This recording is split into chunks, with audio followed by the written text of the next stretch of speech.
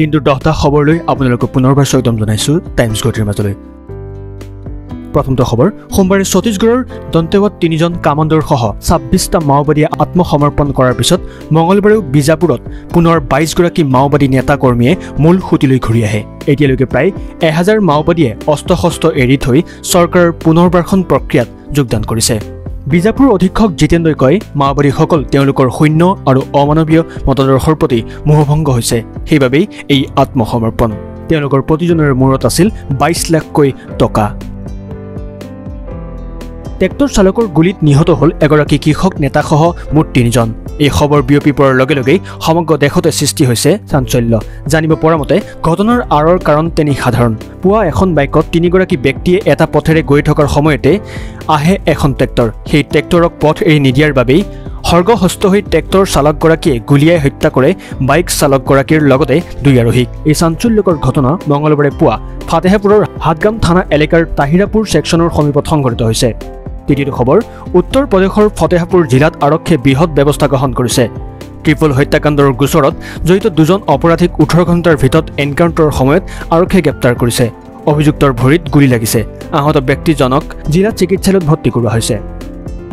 বিবাহ বিচ্ছেদৰ দিশে আগবাঢ়িছে অলিম্পিক বিজয়ী ভাৰতীয় বক্সাৰ MC মেৰী কম আৰু তেওঁৰ স্বামী কাৰুং অনহুলাৰ। বক্সিং ইতিহাসৰ আটাইতকৈ সফল খেলুৱৈ মেৰী কম 20 বছৰ পূৰ্বে অনলাৰৰ সৈতে বিবাহপাশত আবদ্ধ হৈছিল। প্ৰাপ্ত তথ্য অনুসৰি বক্সাৰগৰাকী আৰু তেওঁৰ 4 সন্তান ফৰিদাবাদত থাকে, আনহাতে তেওঁৰ স্বামী পৰিয়ালৰ একাংশ সদস্যৰ সৈতে দিল্লীত থাকে। শেহতীয়া খবৰ অনুসৰি স্বামীৰ সৈতে বিবাহ বিচ্ছেদৰ প্ৰক্ৰিয়া আৰম্ভ কৰা নাই, যদিও মেৰী কম আৰু অনলাৰৰ বিচ্ছেদৰ খবৰ মাজতেই অন্য এক বিষয়ে বিশেষ চৰ্চা লাভ কৰিছে। এগৰাকী ব্যৱসায়ীৰ সৈতে ঘনিষ্ঠতা বাঢ়িছে মেৰী কমৰ।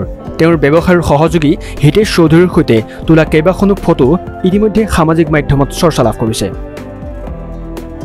সোণৰ মূল্য প্ৰতি 10 গ্ৰামত 1550 টকা হ্ৰাস। 99.5% বিশুদ্ধ সোণৰ মূল্য 1550 টকা হ্ৰাস পাই প্ৰতি 10 গ্ৰামৰ সোণৰ মূল্য হৈছেগৈ 91,000 টকা। পূৰ্বে এই 10 গ্ৰাম সোণৰ মূল্য আছিল 92,500 টকা।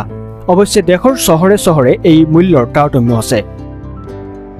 ৱাকফ সংশোধনী আইনৰ সামাজিক ন্যায়ৰ দিশত এক ডাঙৰ পদক্ষেপ আখ্যা দিছে প্ৰধানমন্ত্ৰী নৰেন্দ্ৰ মোদীয়ে।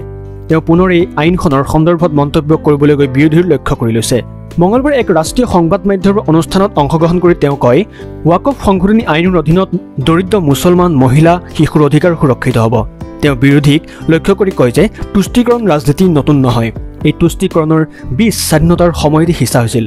মোদীয়ে দাবী কৰিছে, দুখীয়া মুছলমানসকল নিৰক্ষৰ হৈ পৰিছে, নিবনুৱা সমস্যা বৃদ্ধি পাইছে, চাহ বনোৱাৰ দৰে মুছলমান নাৰী অন্যায়ৰ বলি হৈছে। এই উৎকৃষ্ট আইন ৱাকফ আইন সমগ্ৰ সমাজৰ সুবিধাৰ্থে মুছলমান সমাজৰ সুবিধাৰ্থে প্ৰণয়ন কৰাৰ বাবে দেশৰ সংসদক অভিনন্দন জনাইছোঁ। এতিয়া ৱাকফ পবিত্ৰ আত্মা সুৰক্ষিত হ'ব। এই আইনখনৰ ফলত মুছলমানসকলৰ অধিকাৰো সুৰক্ষিত হ'ব। আমেৰিকাৰ ৰাষ্ট্ৰপতি ডনাল্ড ট্ৰাম্পৰ কঠোৰ শুল্ক নীতিৰ মুখামুখি হ'বলৈ ভাৰত আৰু চীন কাষ চাপিব লাগে। সংকটৰ সময়ত দুয়োখন দেশে এখনে আনখন দেশৰ কাষত থিয় দিব লাগে। ভাৰতস্থিত চীনৰ দূতাবাসৰ মুখপাত্ৰ ইউ জিঙে শেহতীয়াকৈ এই মন্তব্য আগবঢ়াইছে। তেওঁলোকৰ মতে চীনে ট্ৰাম্প প্ৰশাসনৰ বিৰুদ্ধে কৰিব লোৱা যুঁজত ভাৰত তেওঁলোকৰ পক্ষত থাকিব লাগে। উল্লেখ্য যে ইয়াৰ পূৰ্বে বেইজিঙেও বিগত সময়ত ট্ৰাম্পৰ শুল্ক নীতিৰ বিৰুদ্ধে যুঁজত নতুন দিল্লীলৈ সমৰ্থনৰ বাৰ্তা প্ৰেৰণ কৰিছে। চীনৰ বৈদেশিক মন্ত্ৰী ৱাংয়িঙৰ মতে যোৱা বছৰ ৰাছিয়াত চীনৰ ৰাষ্ট্ৰপতি শ্বি জিনপিঙৰ সৈতে ভাৰতৰ প্ৰধানমন্ত্ৰী নৰেন্দ্ৰ মোদীয়ে বৈঠকত মিলিত হোৱাৰ পিছত ভাৰত আৰু চীনৰ মাজত দ্বিপাক্ষিক সম্পৰ্ক অগ্ৰগতি লাভ কৰিছে। কাজিৰঙালৈ আহিছে ক্ৰিকেটৰ ভগৱান। মঙলবাৰে পুৱাই উদুলি মুদলি কাজিৰঙা ৰাষ্ট্ৰীয় উদ্যানৰ সন্মুখভাগ, কাৰণ উদ্যানখনলৈ আহিছে ক্ৰিকেটৰ ভগৱান।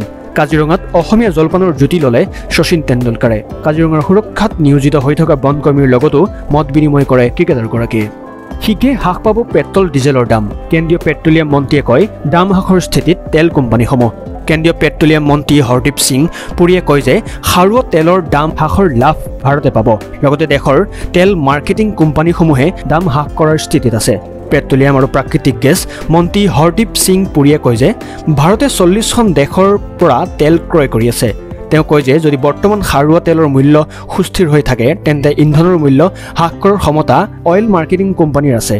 বিজেপি শাসিত আৰু বিৰোধী শাসিত ৰাজ্যৰ মাজত প্ৰতি লিটাৰত 10ৰ পৰা 12 টকাৰ দামৰ পাৰ্থক্য আছে বুলিও উল্লেখ কৰে।